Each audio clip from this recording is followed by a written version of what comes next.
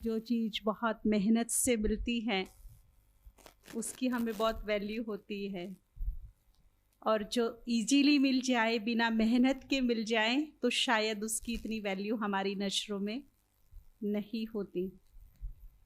तो चलते चलते हम भी यही सोच लेते हैं कि बाबा बहुत इजी वे से मिल गए, घर बैठे मिल गए, राह चलते मिल गए, कोई मेहनत तो करनी नहीं पड़ी, है ना। तो उसको भी कॉमन सा बना करके रखते हैं।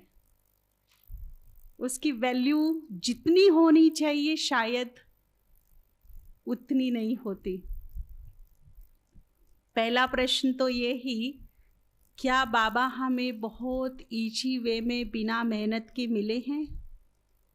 जो यस कहता है कि हाँ, हमें कोई मेहनत नहीं करनी पड़ी, बहुत सहज रीति से हमको बाबा मिल गए, वो हाथ खड़ा करेंगे।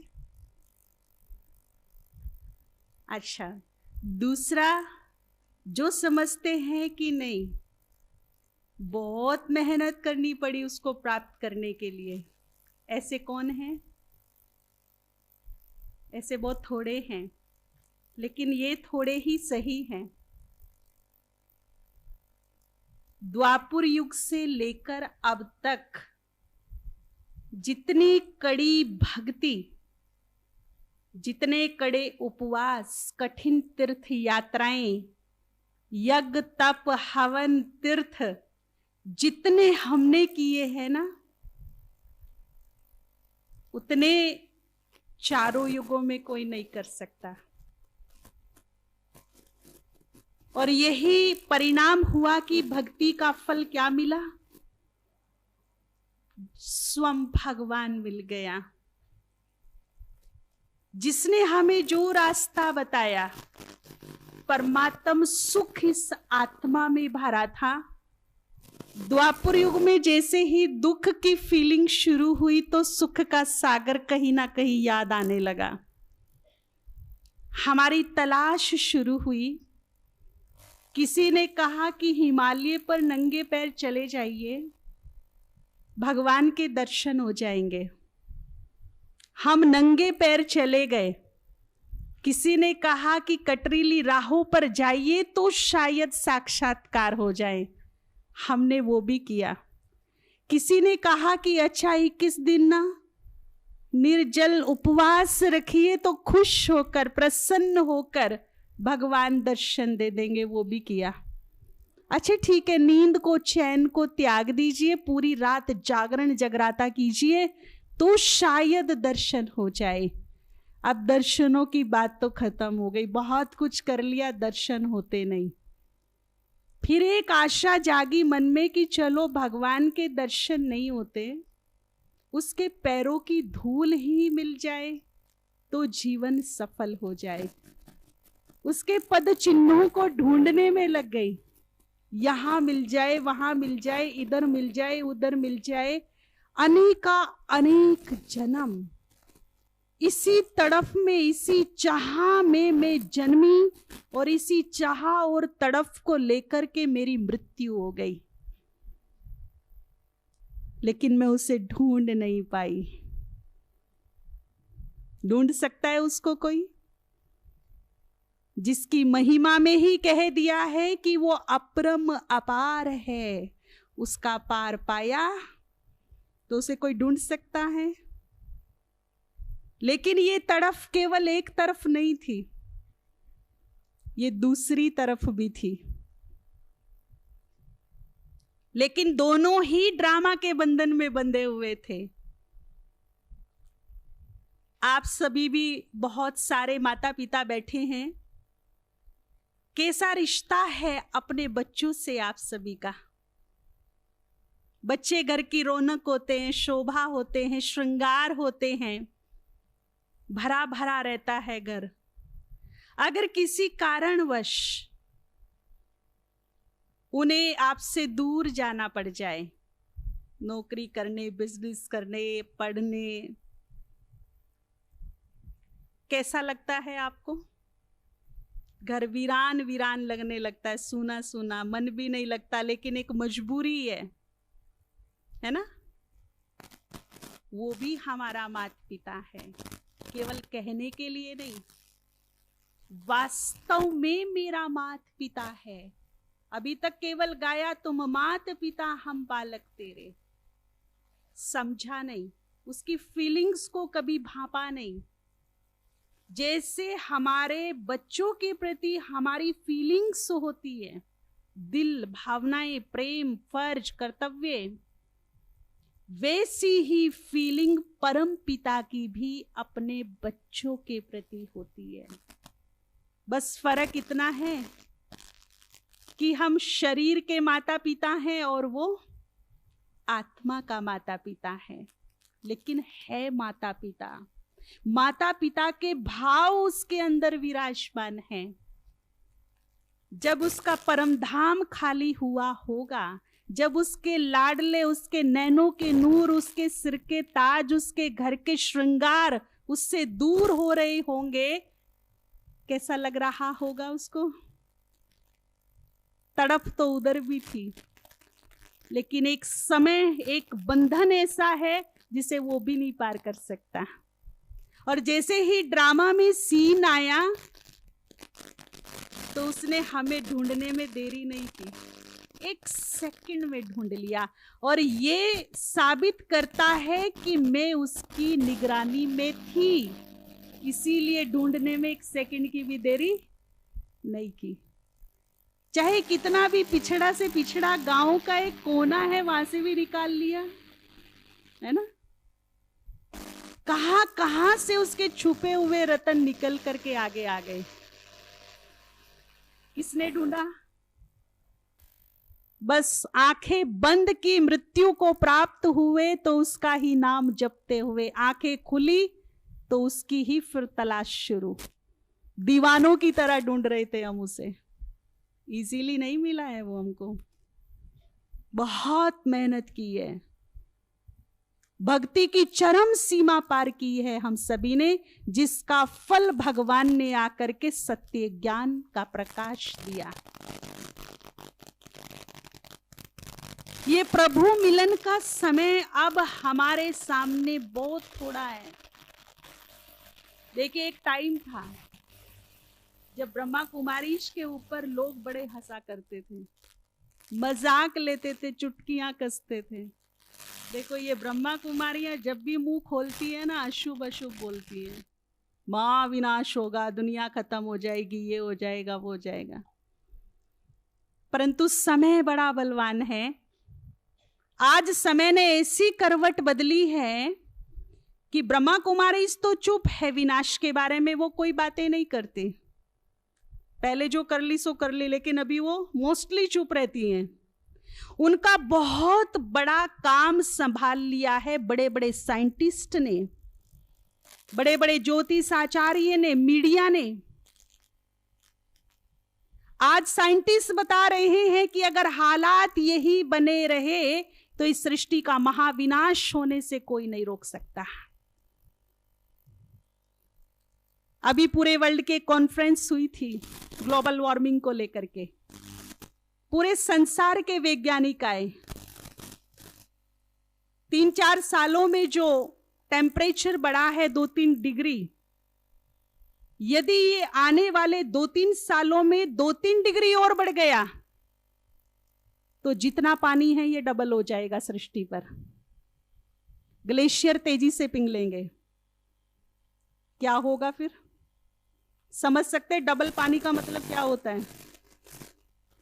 हैं? और मीडिया इसका प्रचार करती है। देखिए, कोई ना कोई न्यूज चैनल पे ऐसी ऐसी घटनाएं दिखाते रहते हैं, सीरिया में ये हो गया, इराक में ये हो गया, रूस ये तैयारी कर रहा है, अमेरिका वो तैयारी कर रहा है। और एक और नया अभी हिटलर पैदा हो गया है। कहां पर? है चीन, कहां बताते हैं उसको? कोरिया में जी। बाबा कहते हैं ना कि वो ना चाहते भी कर रही हैं, उसका ऐसे ही सिर घूम रहा है कि मैं अपने परमाणु का जरा वो करके देख लूं क्या क्या असर होंगे। ये कहने का मतलब ये है कि आज मीडिया ने, साइंटिस्ट ने ये काम संभाल लिया और ब्रह्मा कुमारी साक्षियों के स्माइल कर रही है, उसकी बहुत बड़ी जिम्मेदारी उन्होंने ले ली है। अब वो दुनिया को बता रही है कि समय कौन सा चल रहा है। युग तो परिवर्तन होगा, 100% होगा। अगर मैंने अभी भी समय को नहीं समझा तो मैं बहुत बड़े अंधेरे में हूं, क्योंकि पाप की आग ऐसी सृष्टि पर लगी है, पाप इतना चरम सीमा पर पहुंच गया है कि ये सृष्टि, ये वसुंधरा अब भार सहने के काबिल नहीं है। पाप की भी कोई तो अति होगी ना, कहीं तो हद होगी, लेकिन यहां तो हदें पार कर दी है।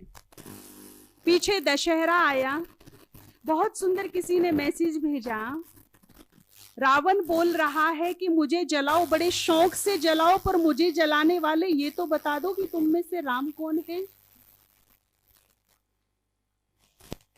मैंने तो केवल सीता को चुरोया था, लेकिन उसकी मर्जी के खिलाफ उसको टच भी नहीं किया था। पर आज के रावण का क्या?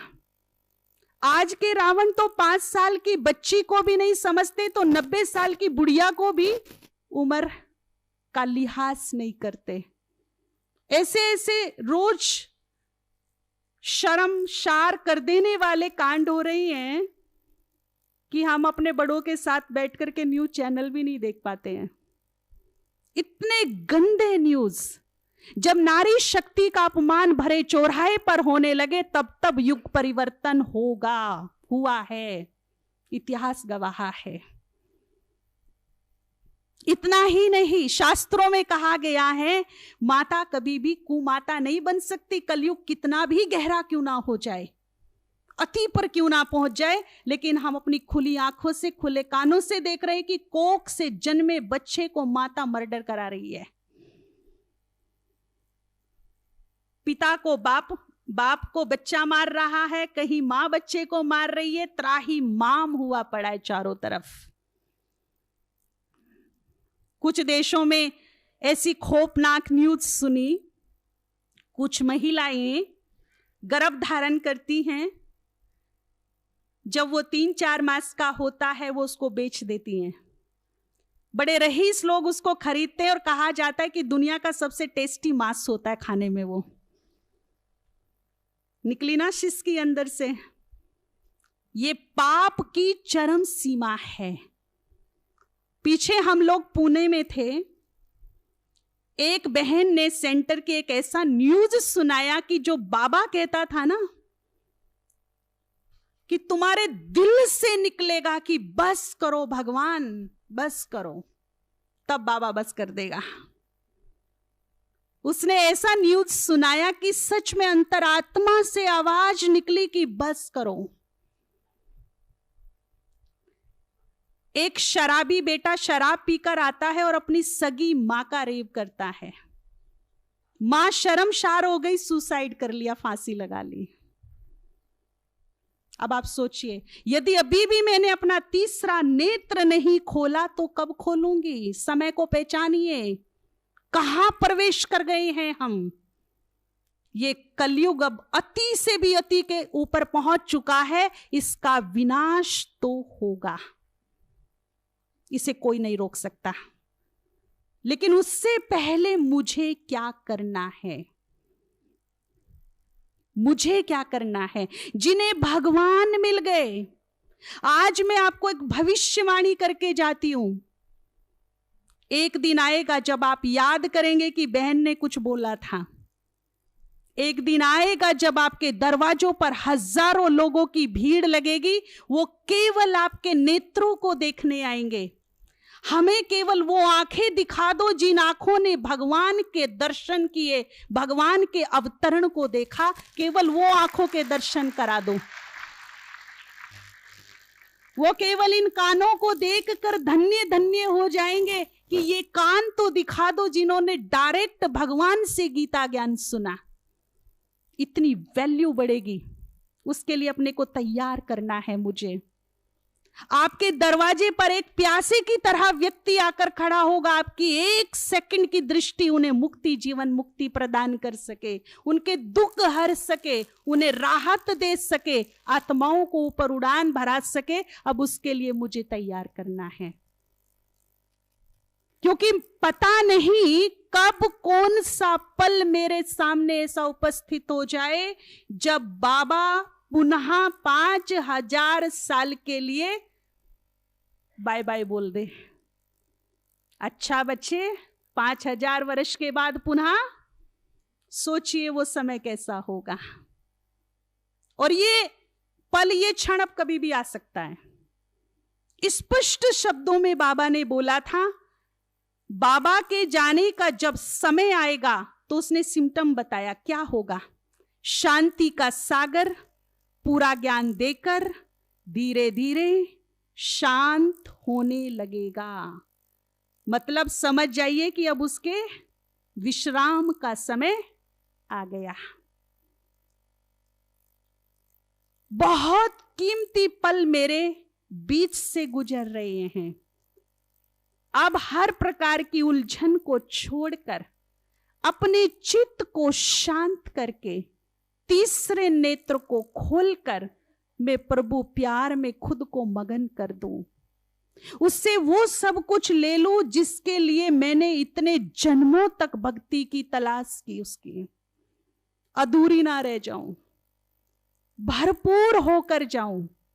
और जब वो जाए तो मैं बड़े गर्व से कहूं, जैसे घर में कोई बड़ा बुजुर्ग होता है, 80 साल तक उसने इतना कमाया, इतनी मेहनत की, अब बच्चे बड़े हो गए, लायक हो गए, तो उन बच्चों का फर्ज बनता है कि उनको बोले कि आपने अपनी जिम्मेदारी बाखूबी निभा दी, अब आप बैठे रहिए, अपना आशीर्वाद बनाए रखिए, हमें दुआएं दीजिए, आगे की जिम्मेदारी हम पूरी करेंगे।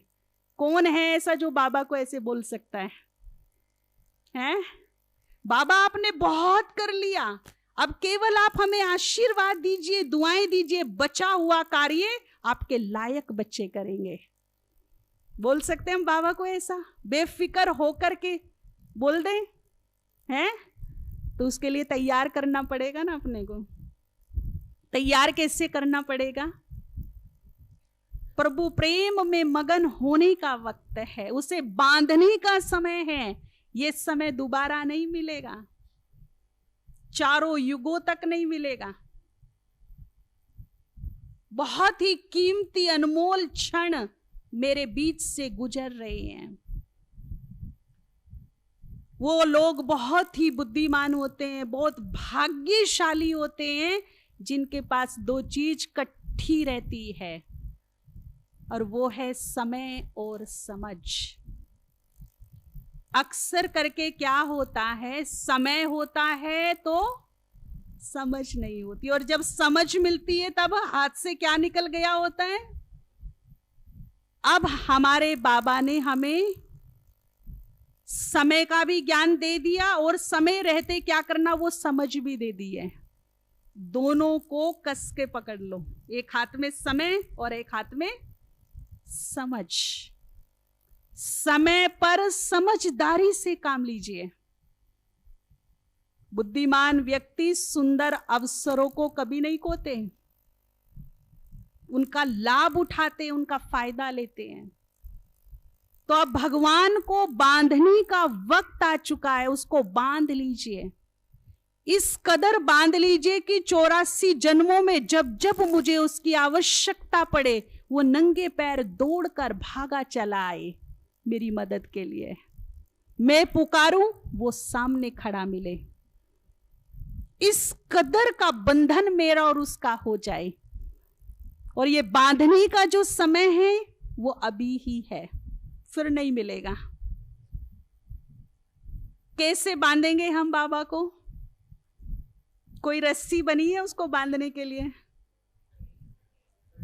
देखिए, श्री कृष्ण को बांधने यशोदा मैया चली थी। रोज रोज उलाने लेकर के आता है, आज तो तुझे ओखली से बांध दूंगी, मैं घर से बाहर नहीं जाने दूंगी। ये रूप देखकर श्री कृष्ण डर गए। मैया का तो पहली बार ऐसा रूप देखा, बड़ी क्रोधित है, आज तो सच में बांध देगी मुझे। दाऊ भैया से बोल रही है, आज तो भाऊ मुझे मैया से डर लग रहा है। ऊपर नारद मुनि भी ये बात सुन रहे होते हैं। नारद देवताओं के बहुत ही बढ़िया एक्टिव रिपोर्टर हैं, इधर से उधर तीनों लोगों की बातें करते रहते हैं।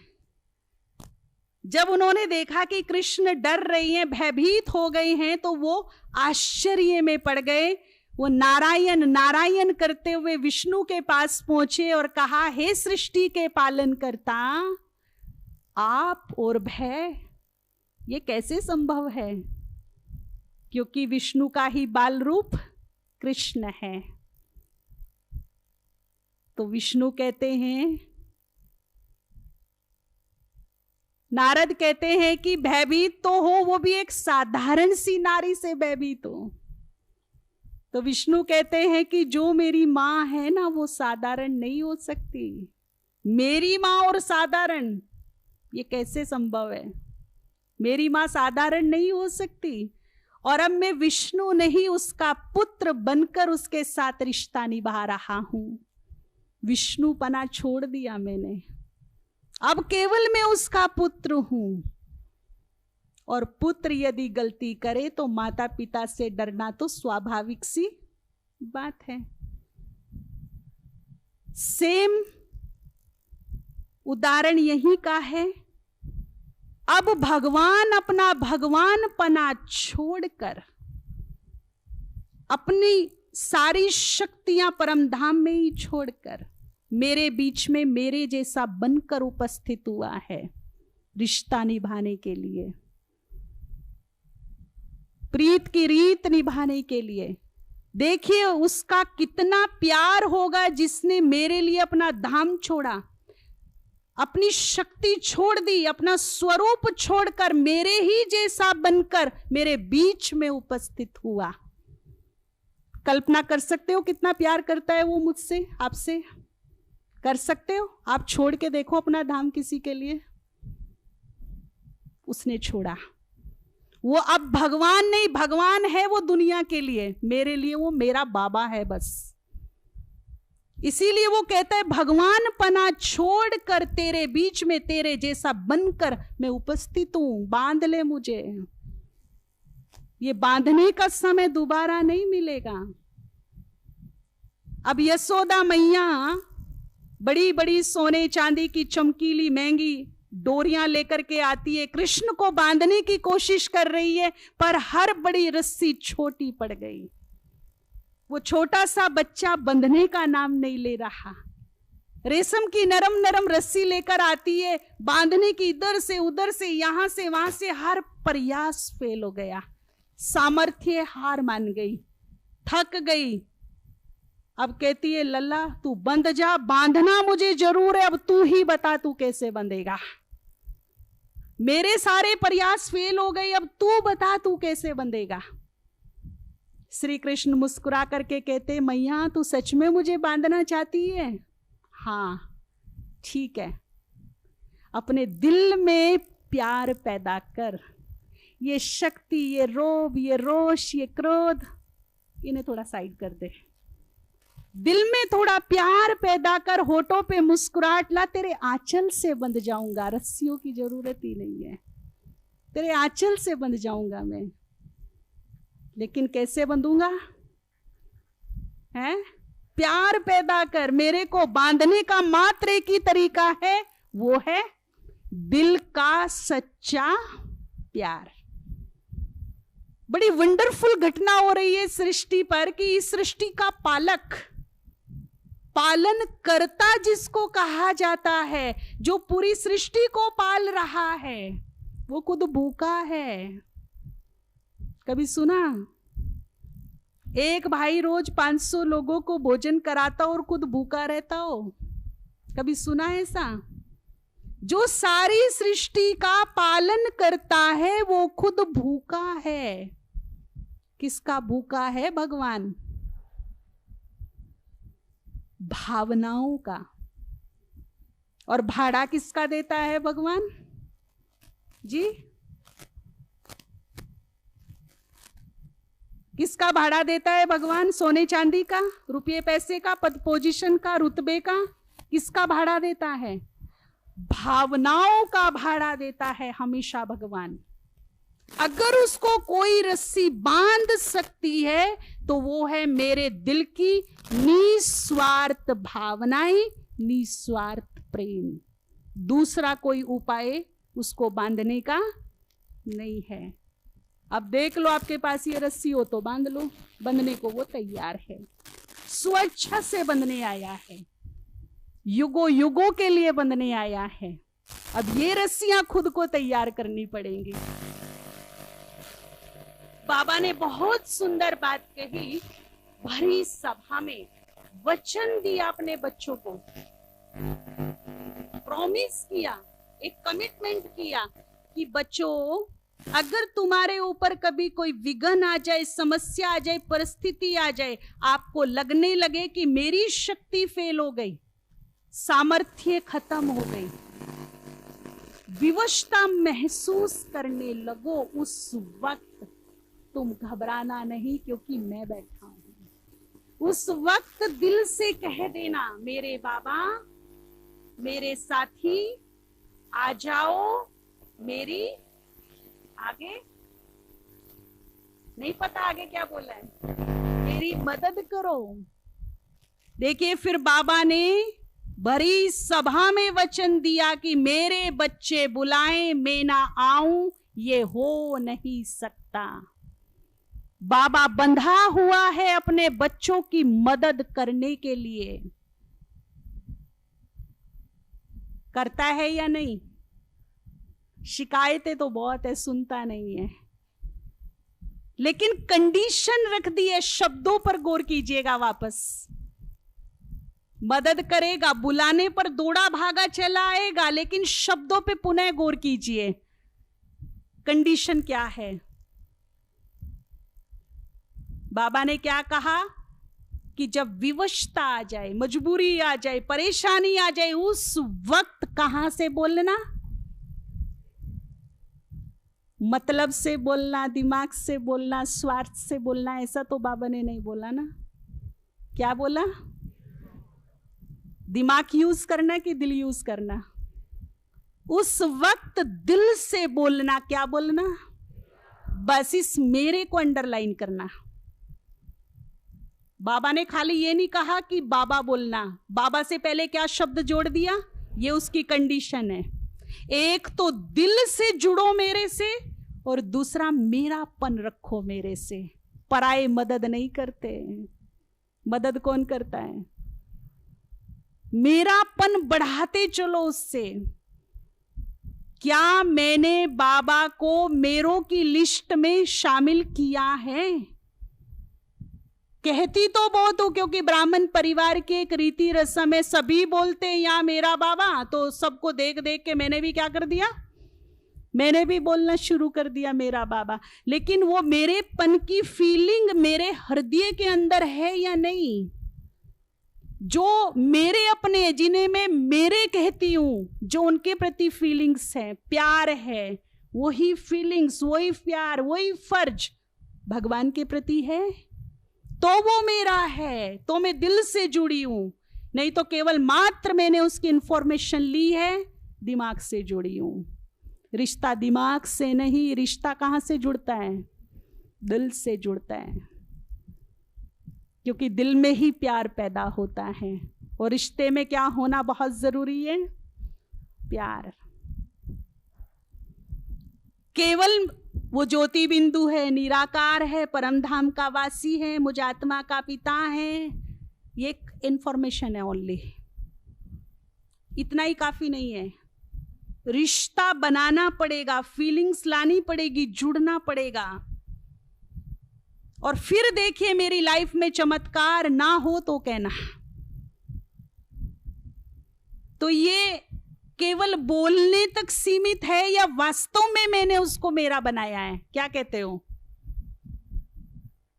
जो कहते हैं कि हाँ मैंने दिल से बाबा को मेरा बनाया, वो जरा हाथ खड़ा करो, देख लो। सोच समझ के हाथ उठाना जी। आपने भी सोच लिया अच्छी तरह से? कितने सालों से ज्ञान में हो? बस अब तो बड़े छोटे से बच्चे हो, अभी तो आपको ही मेरा मेरा बनाने में लगा पड़ा है बाबा। और कोई 5 साल वाला है? 5-7 साल वाला कोई है जिसने बाबा को मेरा बना लिया? आपने बना लिया? कितने साल से? 7 साल से रोज मुरली सुनते हैं। और भी कोई घर में ज्ञान में चलता है? कौन? नहीं, घर में और कौन आता है ज्ञान सुनने के लिए? सब आते हैं, सब आए हैं, रोज आते हैं। अच्छा, कौन कौन है वैसे घर में? फैमिली में कौन कौन है? आप और आपके हस्बैंड। दिल की बात जुबा पर आ गई। जो मेरे थे मुंह पर फटाफट नाम आ गए, बाबा का कहीं नामो निशान नहीं है मेरी फैमिली में। इसीलिए बाबा को बार बार कहना पड़ता है, बच्चे दिल से जुड़, दिल से मेरा बोल, मुझे मेरों की लिस्ट में शामिल कर मुझे। हैं माता जी, ये आपकी बात नहीं, 1000 जगह पूछा होगा, रिस्पॉन्स यही मिला है। इसीलिए तो बाबा को कहना पड़ रहा है ना बार बार। आज से आपके लिए बहुत बड़ी खुशखबरी का दिन है। अगर आपके घर में 4 सदस्य हैं तो एक को और बढ़ा लीजिए। वो कौन? सुना नहीं मैंने। जब नया मेंबर आता है तो खुशखबरी होती है ना, सबको सुनाते हैं। आज से मेरे घर का हेड मेरा बाबा, मेरे घर की सारी हेड की। अपने आप छोटे बन जाओ, बच्चे बन जाओ, हेड उसको बना दो, सारी हेडक उसके हवाले कर दो। क्योंकि जो घर के हेड होते हैं, हेडक उसे ही होती है ना, बच्चों को तो होती नहीं, वो तो खाते पीते मस्त रहते हैं, बड़े हेडक लेते हैं। तो घर का हेड कौन आज से? ये नहीं कि उसको हेड बना करके कोने में बिठा दो, अपने आप खा पी लिया तीनों टाइम और उसकी तरफ देखा भी नहीं है। मेरा मतलब मेरा।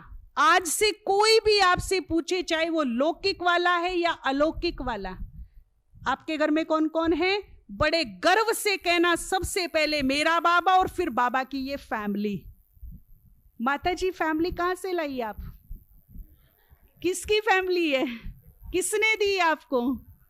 हैं? तो सबसे पहले कौन और फिर फैमिली किसकी है?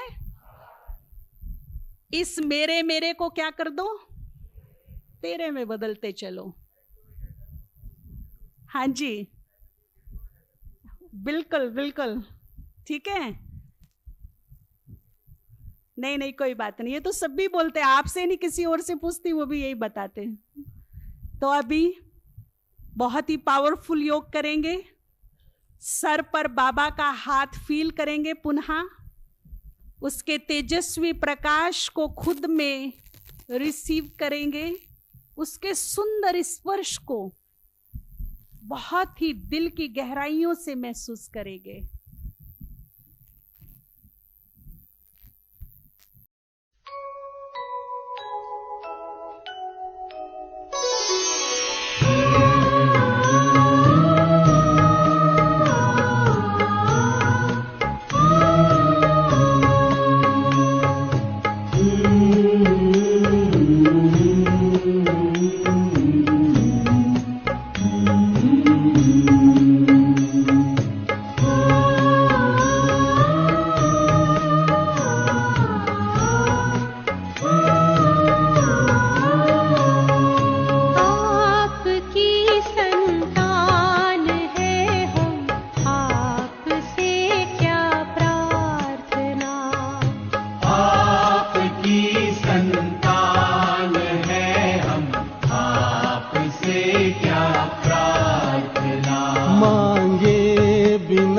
देते हमें तो फिर करे क्यों याचना, फिर करे क्यों याचना।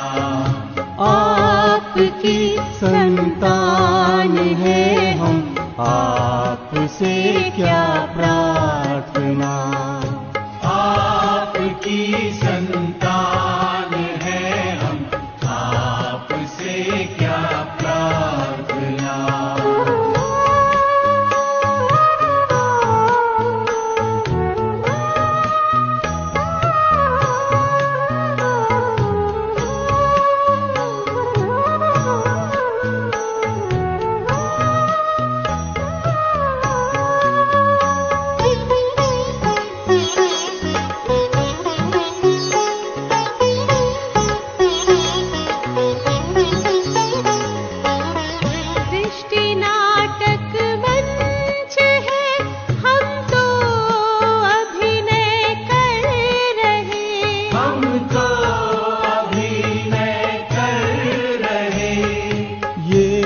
जगत परिवार अपना प्यार से हम भर रहे, प्यार से हम भर रहे। सत्कर्म ही पूजा हमारी, सेवा है आराधना, सेवा है आराधना।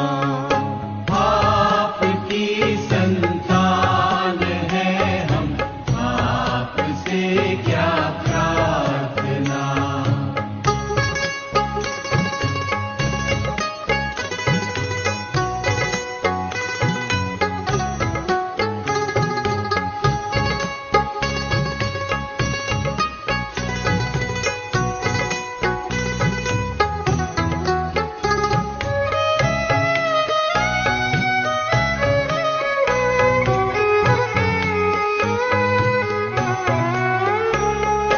जो हुआ अच्छा हुआ, अच्छा है जो भी हो रहा, अच्छा है जो भी हो रहा।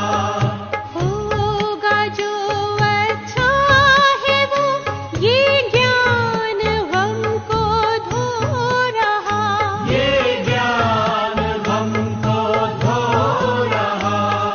शिव पिता है आप मेरे, तो हमें क्या सोचना, तो हमें क्या सोचना। आपकी संतान हैं हम, आपसे क्या प्रार्थना।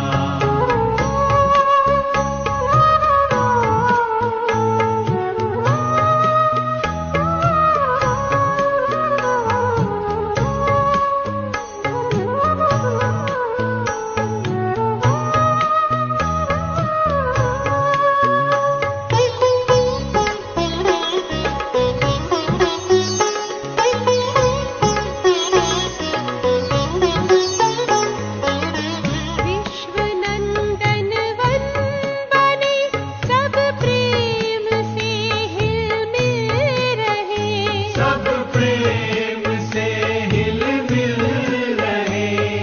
सर्व का कल्याण हो, सबको सभी अपना कहें, सबको सभी अपना कहे। मन में है सबके लिए शुभ भावना, शुभ कामना, भावना शुभ कामना। आपकी संतान हैं हम, आपसे क्या प्रार्थना। आपकी संतान हैं हम, आपसे क्या प्रार्थना। मांगे बिना देते हमें तो फिर करे क्यों याचना, फिर करे क्यों याचना। आपकी संतान हैं हम, आपसे क्या प्रार्थना। आपकी संतान हैं हम, आपसे क्या प्रार्थना। आपकी संतान है हम, आपसे क्या प्रार्थना। आपकी संतान है हम, आपसे क्या प्रार्थना। आपकी संतान है हम, आपसे क्या प्रार्थना।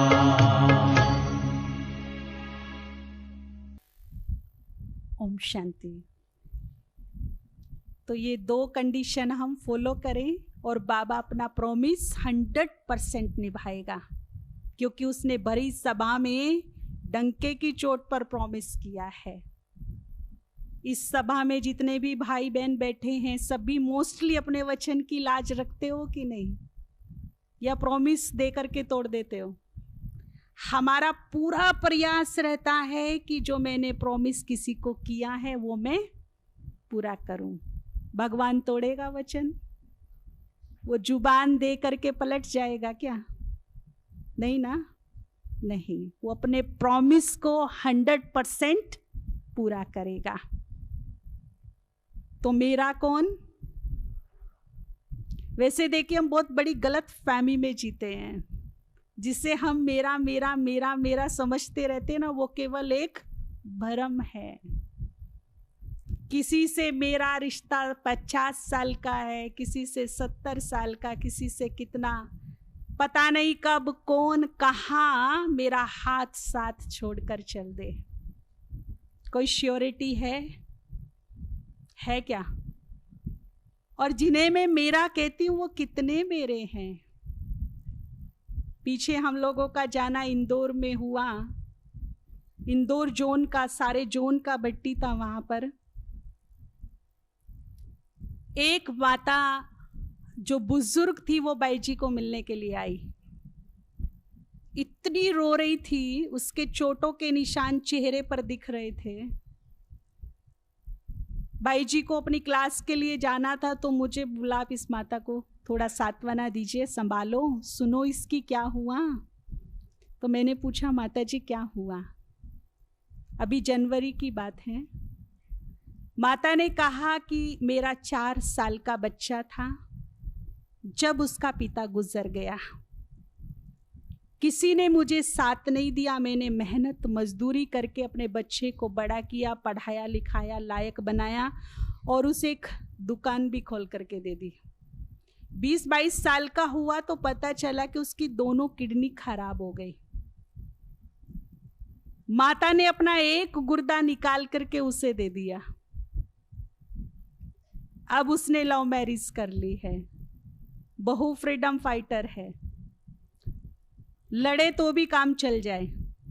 माता थोड़ा थोड़ा सेंटर पर आना शुरू किया है। उसने प्याज खाना बंद कर दिया तो उसकी सब्जी में चोरी से प्याज डाल देती है। माता ने अपना चूल्हा अपने कमरे में रख लिया उठा कर कि मैं इधर ही बना लूंगी, तुम लोग अपना बनाओ, जैसा खाना खाओ, मुझे माफ करो। ये बात उसको अच्छी नहीं लगी तो बेटे से उसके चूल्हे वूल्हे बर्तन सब बाहर फिकवा दिए। और इतना ही नहीं, उसको मारा भी दोनों ने मिलकर के। और ये कहानी रोज उसके साथ होने लगी। हाथ पांव से जो भी सामने आए उस माता को मारते हैं दोनों मिलकर के। कैसा बेटा है वो, कैसी मां है वो, सोचिए। अकेले जन्म तो दिया, जीवन भी दिया, मरने लगा तो अपने शरीर का अंग भी दिया। मेरा बेटा है। और बेटा क्या कर रहा है? क्या कर रहा है बेटा? इन्हें मैं मेरा कहती हूं। इन मेरों के लिए मेरे प्राण तक हाजिर है। सब कुछ सर्वस्व सुहा कर दूं इन मेरों के लिए। अगर इतना मैं इन मेरों के लिए कर सकती हूं तो इतना सा भगवान के लिए नहीं कर सकती क्या? एक बूढ़ा रोते हुए सड़क पे जा रहा था। यंग बेटा पीछे पीछे आ रहा था वृद्धाश्रम छोड़ने के लिए। वृद्धाश्रम में पहुंचा तो उसका ओनर बाहर निकल के आया और वो उस बूढ़े को देख करके हंसने लगा। आखिर आ ही गया तू यहां पर। उसने कहा मैं तुझे अंदर बाद में लेके जाऊं, पहले तेरे बेटे से मिल लूं एक बार। बेटे को साइड में लेकर गया और कहा कि ये जो तुम वृद्धाश्रम देख रहे हो ना, यहाँ एक दिन कूड़ा करकट पड़ा रहता था, कीचड़ पड़ा रहता था, और इस कूड़े करकट में एक मैले कुचैले कपड़े में लिपटा हुआ तुम यहाँ पड़ा था एक दिन। कुत्ते तुम्हें चारों तरफ से खींच रहे थे, और जिसे तुम वृद्धाश्रम में छोड़ने के लिए आए हो ना, ये भला मानस तुम्हें यहां से उठाकर अपनी गोद में लेकर अपने घर गया। इसने शादी तक नहीं की तेरे लिए, और तू क्या कर रहा है? तुझे इसने नाम दिया, घर दिया, शोहरत दी, वारिस बनाया, और तूने क्या किया? तू क्या कर रहा है? तू उसके भाई का बेटा नहीं है, तू तो यहां पड़ा था, यहां से उठाकर ले गया था ये तुझे। शर्म आनी चाहिए। ये कलयुग की संतान है, इनसे यही अपेक्षा रखी जा सकती है, इससे अधिक। घर घर की कहानी है, किसी की ओपन रह जाती, किसी की छुप जाती है। कम से कम यहां जो बाबा के बच्चे बैठे हैं, जिन्होंने देवत्व को धारण करना है, वो अपने बड़े बुजुर्गों के साथ ऐसा व्यवहार ना करें। कहां कसर छोड़ी है उन्होंने? और कुछ नहीं दे सकते, केवल उनको मान सम्मान तो दीजिए, उनका आशीर्वाद तो लीजिए, दुआएं तो लीजिए। सब कुछ तो दे दिया उन्होंने, अब आपकी बारी है। उनकी बारी तो खत्म हो गई। भले कोई वृक्ष फल ना दे रहा हो, छांव तो दे रहा है ना। अपने बड़ों का सम्मान जरूर कीजिए, नहीं तो जो आप अपने बड़ों के साथ कर रही हैं, आज से ही तैयार हो जाइए, कल आपके साथ भी सेम वैसा ही होगा। अपने बड़ों को रिस्पेक्ट देना बाबा को बिल्कुल अच्छा नहीं लगता। कोई अपने बुजुर्गों को, अपने बड़ों को परेशान करे, तंग करे, उन्हें नौकर की तरह बना करके रखे, उनका अपमान करे, उनकी रोटी गिने। हद करते हैं आजकल के बच्चे। मां को तू रख ले, बाप को मैं रख लूंगा। गरीब से गरीब झोपड़ी में रहने वाले मजदूर माँ बाप 7 बच्चों को पाल लेते हैं, अपने पेट पे पट्टी बांध करके 7 बच्चों का भरपेट करके तब सुलाते हैं, और जब 7 बच्चे यंग होते हैं तो वो बंटवारा करते हैं। धिक्कार है ऐसी संतान पर। कम से कम जो बाबा के बच्चे हैं, जो देवत्व को प्राप्त करने जा रही हैं, देवता बनने जा रहे हैं, उन्हें एक ऐसी मिसाल कायम करनी चाहिए कि बुजुर्गों का सम्मान क्या होता है। हमारे घर में चल के देखो, इतना तो कर सकते हैं ना। ये भी बाबा का नाम रोशन करने वाली बात है, या नहीं हो सकता? या बोझ लगते हैं बूढ़े जी? बोझ लगते हैं क्या? नहीं, बहुत बड़े आशीर्वाद का कारण बनते हैं, दुआओं का कारण बनते हैं। सबसे बड़ी दौलत ही तो दुआएं हैं। तो मैं कह रही थी, मेरा कौन? जब तक ये शरीर है तब तक मेरा मेरा है। जिस दिन ये शरीर छूट जाएगा, जल्दी करो भाई, सूर्यास्त से पहले लेके चलो, ले जाओ। ये मेरापन है। किसी का 50 साल का रिश्ता है, किसी का 10 साल, किसी का 15 साल। शरीर खत्म होते ही मेरापन खत्म। The end. कौन किसका? तुम्हारा रास्ता शमशान की तरफ अगर दिख भी गया तो भूत भूत कह के भाग जाएगा। ये भ्रम है केवल एक। अगर इस संसार में, तीनों लोकों में कोई मेरा है जो मैं स्टैम्प पेपर पे लिख के बता दूं कि ये मेरा है, तो वो केवल ऊपर वाला है, जिसे मैं मेरा कह सकती हूं। ऐसे भले ही मैंने कितने भी शरीर लिए हों, छोड़े हों, लेकिन इसका मेरा रिश्ता कभी नहीं टूटा। शरीरों से उसका कोई लेना देना नहीं। 500 साल पहले जब मुझ पर मुसीबत आई थी, मैंने उसे पुकारा था, वो मेरे सामने खड़ा था। वो आज भी मेरे साथ है, वो कल भी मेरे साथ होगा। कौन मेरा है बताइए? किसे मैं मेरा कह सकती हूं? है ना वो ऊपर वाला मेरा। कितने भी जन्म ले लीजिए, उसका मेरा रिश्ता आज भी है, कल भी था, आने वाले कल भी होगा। इस रिश्ते को कोई नहीं तोड़ सकता, क्योंकि वो भी अविनाशी है, मैं भी अविनाशी हूं। रिश्ता भी क्या है? युगों युगों के साथी है।